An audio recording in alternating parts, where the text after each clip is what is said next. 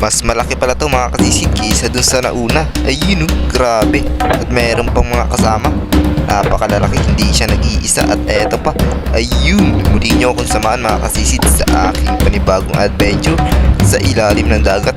Panibagong spot, panibagong adventure na naman tayo. Grabe, napakalalaki at napakadami ng ating napapana. Ayun oh.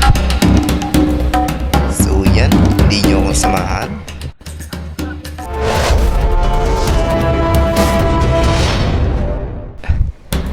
Yun, buena mano mga kasisid, isang pagi agad na lumapit pero medyo lumayo. Medyo na ilang siguro at eto, hinabol natin at ayun, sa pool. Unang buena mano natin mga kasisid, ang napakasakit makatinik.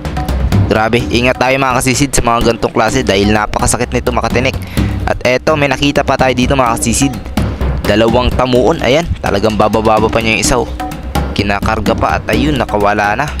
Bali, kukunin na rin natin ito mga kasisid dahil medyo may kalabuan pa yung spot natin pinuntahan dahil dumaan pa yung habagat. Kaya eto, kinukuha na rin natin ito mga ganito kasi medyo may mataba-taba na nito mga kasisid. Bali, dalawa ito mga kasisid at binalikan natin yung isa. At eto, kukunin na rin natin.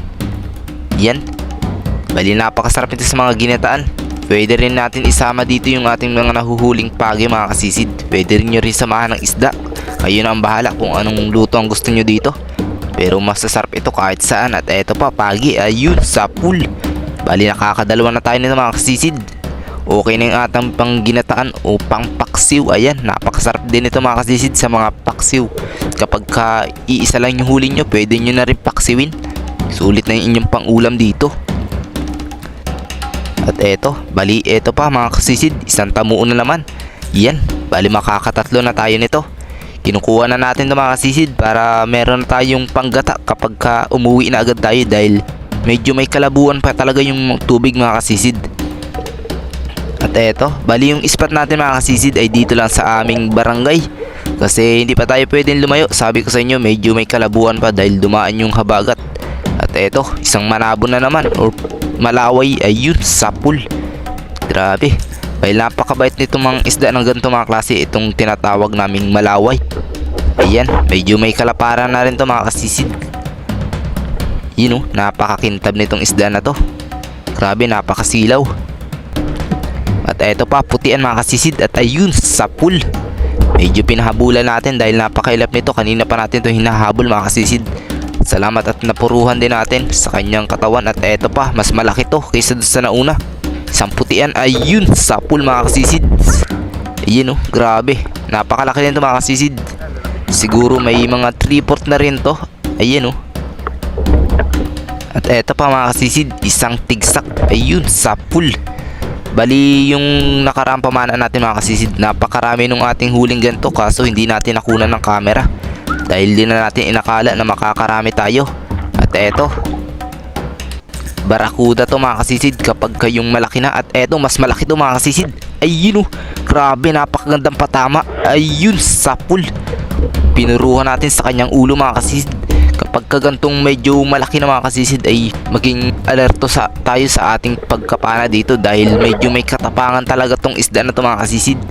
Ayan, grabe, napakaganda ng ating patama. Talagang nasintruhan natin sa kanyang ulo. Medyo malaki na to mga kasisid. Tapos eto, mas malaki rin to mga kasisid. Ayun oh, sa pool. Ang isda naman to mga kasisid ay uri ng mga bangus. Ayan, grabe, tinatawag ng iba itong bangus, pero sa amin agwas mga kasisid. Dahil kagaya nito ng mga agwas mga kasisid. Ayan oh, agwas pala to mga kasisid. Ayan, medyo malaki na rin to. Medyo mura lang talaga yung kilo nito mga kasisid, pero okay na to dahil medyo mas malaki naman to kaysa doon sa ating mga napapana. At eto, panos or pusit, ayun, sa pool mga kasisid. Bali, nakakaisa pa lang tayo nitong panos natin mga kasisid dahil yung ating kasama ay napakarami ng huli ng mga gantong klaseng pusit. Ayun oh, medyo maliwanag yung ating pamana mga kasisid, napakaliwanag ng buwan, pero pinilit pa rin natin baka sakaling makadali tayo ng mga kulambutan or bagulan. Ayan, pero eto, medyo mas lamang siguro yung isda sa ating pamamana mga kasisid. Tapos dito mga kasisid, may nakita pa tayong tatlo. Pinili natin yung mas malaki. Pero eto, Papakanain ko na sana kaso mas malaki pa sa una. Ayun oh. Pero yun, hindi tinama mga kasisid, sayang. Tapos dito pa, yun oh, nakawala mga kasisid, sayang din. At eto mga kasisid, may nakita tayo ditong sugpo or hipon. Yan, dala ito ng mga kasisid nung baha sa ilog. Ayan oh. At dito na nabubuhay sa dagat. At eto, yun, napakailap mga kasisid. Napakahirap nitong dakmayin mga kasisid dahil napakabilis nito. At hanggang sa naunusan na tayo. Tapos dito pinipilit pa rin natin kunin pero hindi natin kaya mga kasisid. Hanggang sa pinana na lang natin, ayun. Pero daplis lang mga kasisid.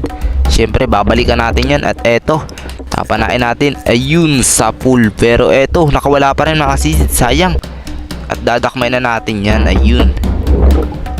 Nahuli na rin natin dahil pinana natin ito mga kasisid at namanghina na. Yun oh, napakasarap nito sa pang sinigang. Yan. Tapos dito papanain na sana natin. Pero yun, pumasok pa talaga sa buhangin mga kasisid. Hindi ka makakatakas. At ayun, sa pool. Yan oh. Bali manabon yung tawag namin dito mga kasisid dahil tumatabon sa ilalim ng lusay. Yan. At eto pa, tatabon pa sana. Pero yun, sa pool na naman mga kasisid. Talagang napakahirap panain ito mga kasisid dahil sumusuot sa ilalim ng buhangin yung mga gantong klaseng isda. At eto, yun oh, sa pool mga kasisid, isang pagi na naman. Yan, napakaganda ng patama dahil sa kanyang kaligitnaan ng dalawang mata. Doon natin pinana. Okay na to mga kasisid, nakakatatlo na tayo. At eto yung ating mga nahuli mga kasisid, medyo meron na ring karamihan at napakalalaki na nung iba. Ayan, hindi natin akalain na makakarami tayo mga kasisid. Bali 2 video yung ating pinagsama mga kasisid at meron pa tayo sa ating pamamana. At eto mga kasisid, pangalawang dive, binalikan natin. Baka sakaling makarami ulit tayo. Eto, at unang buhay naman natin, isang manitis. Pero yun, nakawala pa, sayang mga kasisid. Tapos dito nakakita tayo mas malaki. Ayun oh, sa pool. Isang dalag or talinga naman kung tawagin sa amin mga kasisid. Okay na to at medyo may kalakihan na. Tapos dito, mas malaki rin to mga kasisid, isang manitis. Ganda natin ng patama at ayun, sa pool. Yun oh, napakaganda ng patama natin mga kasisid dahil napuruhan natin sa kanyang ulo. Medyo okay na to mga kasisid at makakabenta na tayo nito. At eto, may nahuli yung ating kasama mga kasisid, napakalaking pusit or panos. Ayan oh, grabe, nakatsamba ng isang napakalaking pusit. Medyo malaki na to mga kasisid, siguro nasa kalahating kilo na yun. At eto, nakakita tayo. Pero ito yung ating pinili, 2 mga kasisid. Balak sana natin pagdikitin pero mailap to. At eto na lang yung ating panain, mas malaki. Ayun, sa pool. At ayun oh, pinagkaisahan na namin to mga kasisid. Nahuli na rin ng aking kasama yung mga kasama nitong samaral na to. Yan oh, grabe, hindi na natin ginalaw dahil maliwanag ang buwan mga kasisid. Dahil napakailap kapag ganyan maliwanag ang buwan. At eto, yun, sa pool, sumalubong sa atin mga kasisid, isang tirok naman. Yun oh, medyo maliit pa to mga kasisid pero okay na to. Pang ulam na rin to. Yun oh, makakaisang platong kanin rin yan. Tapos dito, minananaw tayo dito mas malaking bagulan mga kasisid. Kanina pa natin to binibidyohan pero hindi natin kayang sisirin dahil medyo may kalaliman. At eto, finestohan ko na at nakapagpahinga na tayo. Tapos yun, sa pool, napakaganda ng patama mga kasisid. Yan oh, medyo may kalabuan pa rin talaga yung tubig mga kasisid dahil napakalakas talaga nung dumadaang habagat sa amin. Yan. Tapos dito, nakakita pa tayo mga kasisid, isang kanuping. Ayun oh, sa pool, napakaganda ng patama. Okay na to mga kasisid. Tapos eto, isang pusit. Ayun oh, medyo maliit pero okay na to mga kasisid. Pang ulam na rin to. Yan oh, grabe, napakalakas na nung agos mga kasisid. Tapos dito, pusit na naman. Ayun, sa pool na naman mga kasisid. Ayun oh, bali nakadalawa na tayong pusit or panos kung tawagin sa amin. At eto, mas malaki to mga kasisid. Tingnan nyo, grabe. Ito ang mga nangyari, pinana ko tapos yun, hindi tinama mga kasisid, sayang. Grabe, pero hindi na pinalampas ng ating kasama yan at pinana. At ayun, sa wakas tinama mga kasisid. At eto, ito yung ating nakawala mga kasisid, napakalaki nito. Medyo may 1 kilo na rin to mga kasisid. Bali lumabas yung gantong isda dito sa aming ispat mga kasisid dahil dumaan yung habagat at sila gumilid. At eto pa, Ito mas malapad to at mas masarap daw sabi nila. At yun, ibibigay natin doon sa nagsabing masarap. Tingnan natin kung ang masasabi niya. Yan oh. Bayang naman mga kasisid kung tawagin sa amin ito. At eto na yung ating mga nahuli mga kasisid. Umuwi na rin tayo dahil medyo may kalabuan talaga yung tubig. Yan. At eto mga kasisid, may nahuli yung ating kasama ditong hipon. Pero eto yung nahuling hipon mga kasisid at wala nang laman. Tingnan nyo, ulo na lang yung natira. Ayan oh. Grabe. Sayang yung laman pang nawala.